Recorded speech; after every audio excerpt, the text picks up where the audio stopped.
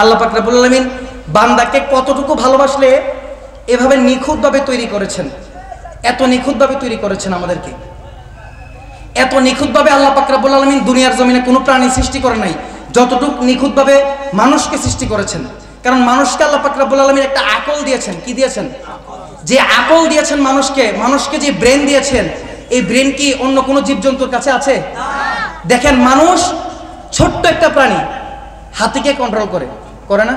হাতি কত বড় প্রাণী না? হাতি যদি একটা ফাড়া দেয় একসাথে আমরা দুই চারজন মানুষকে গালায় ফেলতে পারবে না? তো এত বড় হাতিকে মানুষ কিভাবে কন্ট্রোল করে? কারণ মানুষকে আল্লাহ পাক রব্বুল আলামিন আশরাফুল মাখলুকাত বানিয়েছেন। কি বানিয়েছেন? আশরাফুল মাখলুকাত বানিয়েছেন। আমাদেরকে যে ব্রেন দিয়েছেন, আকল দিয়েছেন, নলেজ দিয়েছে, এটা আল্লাহ পাক রব্বুল আলামিন অন্য কোনো প্রাণীকে দেয় নাই। আবার জিনকে আকল দিলেও এমন আকল দিয়েছে জিনদেরকে পর্যন্ত মানুষ বশ করতে পারে কিনা? যদিও বা জিন বশ করা কুফরি, আমি বলছি না আপনারা জিন বশ করেন, তবে আল্লাহ পাক রব্বুল আলামিন মানুষকে এতটুকু ক্ষমতা দিয়েছেন। সৃষ্টির মধ্যে সবচেয়ে বেশি ক্ষমতা দিয়েছেন মানুষকে আল্লাহ পাক রব্বুল আলামিন সৃষ্টি জগতের মধ্যে, যার কারণে আমার আল্লাহ পাক রব্বুল আলামিন তার প্রিয় হাবিবকেও দুনিয়ার জমিনে মানুষ বেশে পাঠিয়েছেন। সুবহানাল্লাহ বলেন না? এখন আমার নবীজিকে কি মানুষ বেশে পাঠিয়েছে বিদায় আমার নবীজিকে আমাদের মতো মানুষ হয়ে গেছে? দেখেন, আবার এই কথা কিন্তু বলা যাবে না। তো প্যারা হাজিরিন, আপনাদের জন্য আজকে আমি একটি হাদিস শরীফ আমার আগেই নোট করা ছিল, আপনাদের জন্য নোট করেছি বললে ভুল কথা হবে। আমাকে আমার মাহফিল কমিটির ভাইরা একটি বিষয় সেট করে দিয়েছেন যুবক যুবতীদের উদ্দেশ্যে কিছু বলার জন্য। তো সরাসরি যদি যুবক যুবতীদের উদ্দেশ্যে বলি, বাকিরা তো মাহরুম হয়ে যাবে, বাকিরা মাহরুম হয়ে যাবে না? এই কারণে আমি আপনাদের মধ্যে একটি হাদিস বর্ণনা করব বলে ভেবেছি আজকে। যে হাদিসটি বর্ণনা করেছেন হযরতে আবু হুরায়রা রাদিয়াল্লাহু তাআলা আনহু। সুবহানাল্লাহ বলেন না? কোন সাহাবীর নাম বলেছি? আমি এতক্ষণ আপনাদের মধ্যে অনেক কিছু বলেছি, এই মুহূর্ত থেকে আপনাদের ক্লাস শুরু হয়ে গিয়েছে। অনেকের ভালো লাগবে, অনেকের ভালো লাগবে না।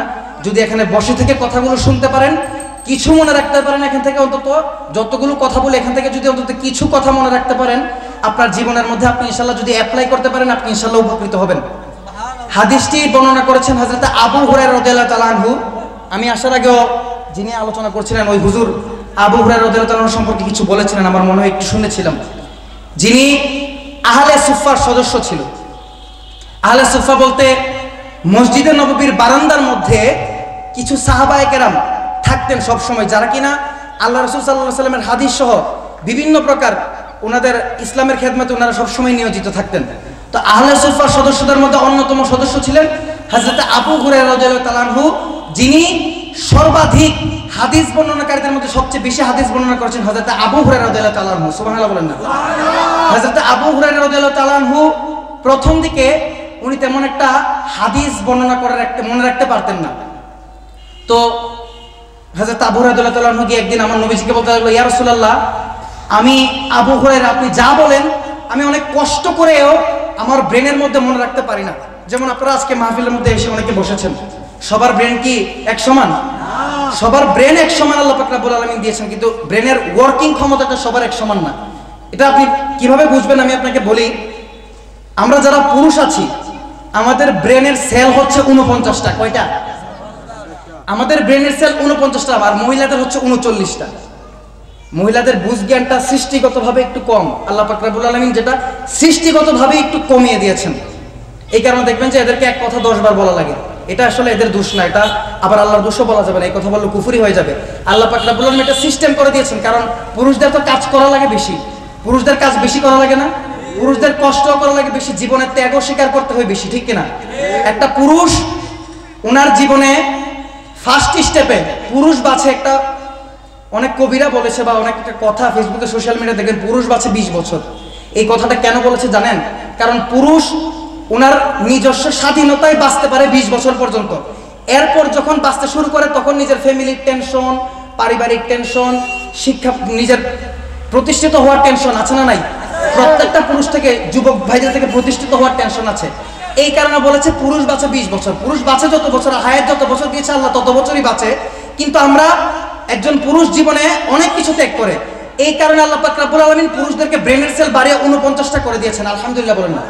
তো যেই কথা বলছিলাম, হযরত আবু হুরায়রা রাদিয়াল্লাহু তাআলা আনহু নবীজিকে বলতে লাগলেন, ইয়া রাসূলুল্লাহ, ইয়া হাবিবাল্লাহ, আপনি যে এত হাদিস বর্ণনা করেন, আমি আবু হুরায়রা এত করে মনে রাখার চেষ্টা করি, এত করে মনে রাখার চেষ্টা করি, সবগুলো হাদিস তো আমার স্মরণ থাকে না। তখন আমার নবীজি আবু হুরায়রাকে ডাক দিয়ে বলেন, ও আবু হুরায়রা, তোমার গায়ের চাদরটা একটু খুলে আমার হাতে দাও। আবু হুরায়রা রাদিয়াল্লাহু তাআলা আনহু যখন ওনার চাদরটা খুলে নবীজির হাতে দিলেন, নবীজি একটু হাত লাগিয়ে দিলেন, জাস্ট এভাবে একটু হাতে, একটু চাদরের মধ্যে এভাবে একটু হাত লাগিয়ে ঘষা দিয়ে দিলেন। আবু হুরায়রা রাদিয়াল্লাহু তাআলা আনহু বলছেন, যখন থেকে নবীজি আমার চাদরের মধ্যে হাত লাগিয়ে দিলেন, ওই চাদর যখন আমি আবু হুরায়রার গায়ের মধ্যে লাগালাম, এরপর থেকে আমার ব্রেনের স্মৃতিশক্তি এমন বেড়ে গিয়েছে, আমার নবীজি যত হাদিসই বলো আমি সবগুলো হাদিস মনে রাখি, সবগুলো হাদিস মনে রাখতে পারি। এমনকি আমার ব্রেনের ক্ষমতা এমন বেড়ে গিয়েছে যে আমি আর কোনো কিছু ভুলি না, আমার ব্রেন থেকে আর কোনো কিছু রিমুভ হয় না।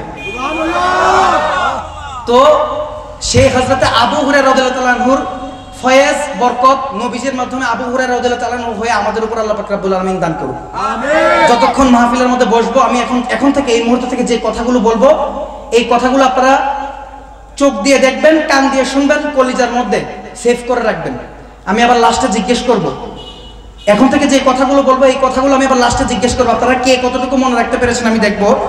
আমার নবীজি বলছেন, সাবআতুন ইউজিল্লুহুমুল্লাহু ফি জিল্লিহি ইয়াওমা লা জিল্লা ইল্লা জিল্লু, আল ইমামুল আদিল ওয়া শাবুন নাশা ফি ইবাদাতিল্লাহ ওয়া রাজুলুন কলবুহু মুআল্লাকুন ফিল মাসাজিদ ওয়া রাজুলান তাহাব্বা ফিল্লাহি জিতামা আলাইহি ওয়া তাফাররাকা আলাইহি ওয়া রাজুলুন তালাবাত হুমরাতুন যাতু মানসিবিন ওয়া জামালিন ফাকালা ইন্নী আখাফুল্লাহ ওয়া রাজুলুন তাসাদ্দাকা আখফা হাত্তা লা তাআলামা শিমালুহু মা তুনফিকু ইয়ামিনুহু ওয়া রাজুলুন যাকারাল্লাহু খালিয়ান ফাফাদাত আইনা।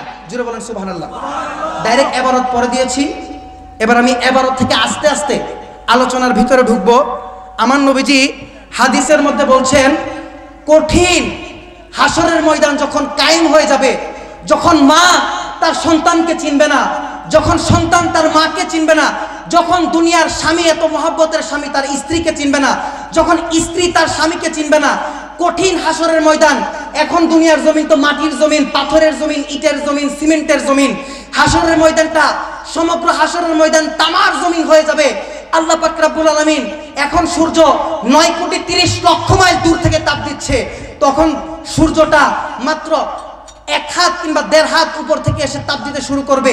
এখন সূর্য তার একটা মুখ দিয়ে তাপ দিচ্ছে 9,30,00,000 মাইল দূর থেকে, তাপ আমাদের সহ্য হচ্ছে না। তখন হাসরের ময়দান যখন কায়েম হয়ে যাবে, সূর্য তার 12টা মুখ দিয়ে তাপ দিতে শুরু করবে। 12টা মুখের তাপ সেদিন আমাদের জন্য সহ্য করা এত কষ্টকর হয়ে যাবে। হাদিসের মধ্যে আসছে, কারো ঘাম নিজের গিরা পর্যন্ত থাকবে, কারো ঘাম থাকবে হাঁটু পর্যন্ত, কারো ঘাম থাকবে কোমর পর্যন্ত, কারো ঘাম থাকবে গলা পর্যন্ত। এমনকি কেউ কেউ নিজের ঘামের মধ্যে সাঁতার কাটবে আর হাবুডুবু খাবে। আল্লাহু আকবার বলেন না। সেই কঠিন হাসরের ময়দানে, এত কঠিন হাসরের ময়দানে আল্লাহ পাক রব্বুল আলামিন আমার নবীজির মাধ্যমে বলাচ্ছেন, এই কঠিন হাসরের ময়দানে আল্লাহ পাক রব্বুল আলামিন 7 প্রকারের মানুষকে আরশের ছায়ার নিচে ছায়া দান করবেন। চিন্তা করে দেখেছেন, যদি সামান্য গরমকাল যখন চলে আসে, প্রথম ফ্যান চালাই, ফ্যান চালাইলে যদি সহ্য না হয়, ফ্যানের বাতাসে যদি না হয়, তখন কি চালাই? এসি চালাই। এসির মধ্যে যখন চালাই, নর্মাল থাকলে এসিটা পরবর্তীতে বলি এসি আরো বাড়িয়ে দাও, এসি বাড়িয়ে দেওয়ার পর গরমের দিন গরম সহ্য হয় না। আর এই বছর তো শীতের পরিমাণ মোটামুটি অনেক ভালো পড়েছে, ঠিক না?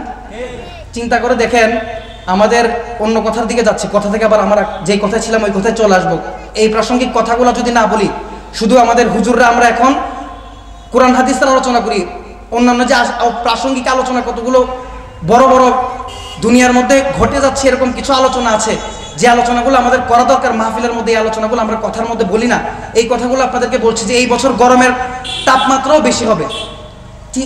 প্রত্যেকটা বছর, একটা বছর 6 ঋতুতে যায়। কয় ঋতুতে? 6 ঋতুতে যখন যাই, গ্রীষ্মকালে একরকম, বর্ষাকালে একরকম, শরৎকালে একরকম, এভাবে বছরের মধ্যে 6টা ঋতু যখন পার হয়, এক এক সময় এক একটা প্রকৃতি এক একটা রূপ ধারণ করে, এটাকে বলা হয় আবহাওয়া। আর 10 বছরের 20 বছরের আবহাওয়ার যে গড় সংখ্যা আছে, ওইটা মিলিয়ে যেই জিনিসটা আবিষ্কৃত হয়, ওইটাকে বলা হয় জলবায়ু। পৃথিবীর জলবায়ু দিন দিন এমনভাবে পরিবর্তিত হচ্ছে, সাইবেরিয়া অঞ্চলের মধ্যে যে বরফগুলো আছে, এই বরফগুলো আস্তে আস্তে এমনভাবে গলছে, গ্রিনল্যান্ডের বরফগুলো এমনভাবে গলছে, বিজ্ঞানীরা বলছে যদি এভাবে বরফ গলতে থাকে, আগামী 50 বছর পর বাংলাদেশের চট্টগ্রাম এটা খুঁজেও পাওয়া যাবে না, পানির নিচে চলে যাবে। সুবহানাল্লাহ বলুন, নাউজুবিল্লাহ বলেন না। এগুলার কারণ হচ্ছে আমরা এগুলো করছি পরিবেশ দূষণ করে করে। এই পরিবেশ দূষণ সম্পর্কে প্রত্যেক হুজুরকে মাহফিলের মধ্যে মানুষকে সচেতন করা দরকার। আমরা পরিবেশ দূষণ করে করে, জলবায়ু পরিবর্তন করে, এই যে হার্ড প্রকৃতির মধ্যে এত হার্ড অবস্থা তৈরি করছি। শীতের সময় শীত যাচ্ছে বেশি, গরমের সময় গরমও আসবে বেশি। গত বছর এই 2023 সালে যে পরিমাণ গরম পড়েছে, 2024 সালে সায়েন্স বলছে হচ্ছে বেশি গরম পড়বে। এর আগে কি 2023 সালে যেরকম গরম আপনারা দেখেছেন, এর আগে জীবনে এরকম গরম দেখছেন? আমি আমার জীবনে অন্তত দেখি নাই। তো আমাদেরকে সচেতন হতে হবে। সচেতন না হলে যদি এভাবে যদি আমরা চলতে থাকি, যদি প্রত্যেকটা সভা সেমিনারে আমাদেরকে পরিবেশ দূষণ সম্পর্কে এভাবে সচেতন করা না হয়, ভবিষ্যতে আমাদের যেই অবস্থা খুবই করুণ পরিস্থিতি হয়ে যাবে। বিজ্ঞানীরা অলরেডি বলছে যে চট্টগ্রাম এটা পানির নিচে চলে যাবে যদি এভাবে বরফগুলা গলতে থাকে, গ্রিনল্যান্ডের সাইবেরিয়ার বরফগুলো যদি এভাবে গলতে থাকে। তা আমাদেরকে আল্লাহ পাক রব্বুল আলামিন পরিবেশকে হেফাজত করার তৌফিক দান করুন। এই সামান্য গরম যেটা 9,30,00,000 মাইল দূর থেকে সূর্য তাপ দিচ্ছে, এটা আমরা সহ্য করতে পারি না। তো হাসরের ময়দানে এত কঠিন সূর্যের তাপ আপনারা কিভাবে সহ্য করবেন? আল্লাহ পাক রব্বুল আলামিন আমাদের সবাইকে হাসরের ময়দানে আল্লাহ পাক রব্বুল আলামিনের আরশের ছায়া পাওয়ার তৌফিক দান করুক, আমিন বলেন। তো 1 নম্বরে আল্লাহ পাক রব্বুল আলামিন যাদেরকে আরশের ছায়ার নিচে ছায়াদান করবেন বলেছেন আল ইমামুল আদিল, অর্থাৎ ন্যায়পরায়ণ শাসক, ন্যায়পরায়ণ বাদশা। সুবহানাল্লাহ বলেন না। এখন আমাদের দেশে যেই নেতাগুলো দেখা যায়, আপনাদের গরম লাগতেছে? গরম লাগলে কিন্তু হবে না, একটু সোজা হয়ে বসেন, আরাম করে বসেন, নিঃশ্বাস নেন, নিঃশ্বাস একটু লংভাবে নেন, কথাগুলো মনোযোগ দিয়ে শুনেন, অনেক গুরুত্বপূর্ণ কথা বলছি আপনাদেরকে। 1 নম্বরে আল্লাহ পাক রব্বুল আলামিন যাদেরকে আরশের ছায়ার নিচে ছায়াদান করবেন বলেছেন আল ইমামুল আদিল, ন্যায়পরায়ণ বাদশা, ন্যায়পরায়ণ শাসক। আর বর্তমানে আমাদের দেশের নেতারা ন্যায়পরায়ণ হবে দূরের কথা, এমপি মন্ত্রীদের থেকে শুরু করলে একজন এমপি মন্ত্রী এক সাইনে হাজার হাজার কোটি টাকা, জনগণের বাজেটের হাজার হাজার কোটি টাকা খেয়ে ফেলে, ঠিক কিনা? এগুলোর মধ্যে আমাদের হক আছে না? আছে কিনা? আমাদের আপনার আমার হক আছে না নাই? একজন এমপি মন্ত্রী এক সাইনে 1000 কোটি 2000 কোটি। ওই যে গত কয়েকদিন আগে দেখলাম ফরিদপুরের মধ্যে একটা জেলা ছাত্রলীগের সভাপতি 2000 কোটি টাকা নাকি, সে নাকি বর্তমানে 2000 কোটি টাকার মালিক। 2000 কোটি, 1 কোটি 2 কোটি টাকা না, 100 কোটি 200 কোটি টাকা না, ফরিদপুর জেলা ছাত্রলীগের সভাপতি 2000 কোটি টাকার মালিক। এটা সে একটা জেলা ছাত্রলীগের সভাপতি যদি অবৈধ ইনকাম না করে, এই এত টাকা ইনকাম করা কি পসিবল? কোনোভাবে পসিবল? সারা জীবন ব্যবসা করে একজন ব্যবসায়ী 2 কোটি টাকা 3 কোটি টাকা 5 কোটি 10 কোটি টাকা ইনকাম করতে খবর হয়ে যায়। এটা একমাত্র বাংলাদেশের মধ্যে নোংরা পলিটিক্সের মাধ্যমেই সম্ভব। এক নেতা সাইন করে জনগণের 1000 1500 2000 কোটি এক সাইনের মধ্যে নিয়ে নেয়। আবার দেখবেন এলাকার মধ্যে কিছু পাতি নেতা থাকে, পাতি নেতা। কি নেতা? পাতি নেতাগুলো এমন থাকে, এগুলো দেখবেন নিজের ঢোল নিজে পিটায়। আবার এই পাতি নেতাগুলোর কিছু চালাবেলা দেখবেন, যেগুলা 2 দিন পরে গিয়ে নেতার সাথে একটা ছবি তুলবে, সেলফি মারবে, ফেসবুকের মধ্যে আপলোড করবে, ক্যাপশন দিবে প্রিয় অভিভাবক, ঠিক কিনা? আরে ভাই, কি আজীব বিষয়!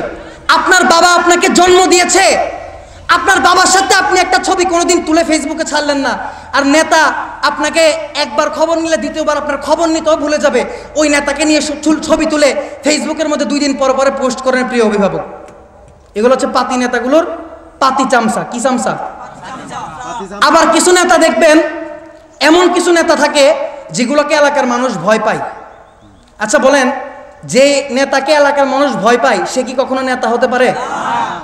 একটা ভয় আছে যে খারাপ মানুষ নেতাকে ভয় পায়, কারণ নেতা ভালো মানুষ, খারাপ কাজ দেখলে অপমানিত করবে। কিন্তু কিছু নেতা আছে দেখবেন যে এমনভাবে নিজের প্রচার প্রসার করে, এমনভাবে নিজের কাজগুলো এরা ত্রাস ছড়ায় সমাজের মধ্যে। একজন সন্ত্রাসীবাদ নেতা আছে না নাই? এই সন্ত্রাসীবাদ নেতাগুলো সমাজের মধ্যে ত্রাস ছড়ায়, মানুষকে আতঙ্কের মধ্যে রাখে। আবার কিছু নেতা দেখবেন এরা শুধু রাজনীতি করে না, এরা যারা মাদক বিক্রি করে ওই মাদক বিক্রিদেরকে শেল্টার পর্যন্ত দেয়, আছে না নাই?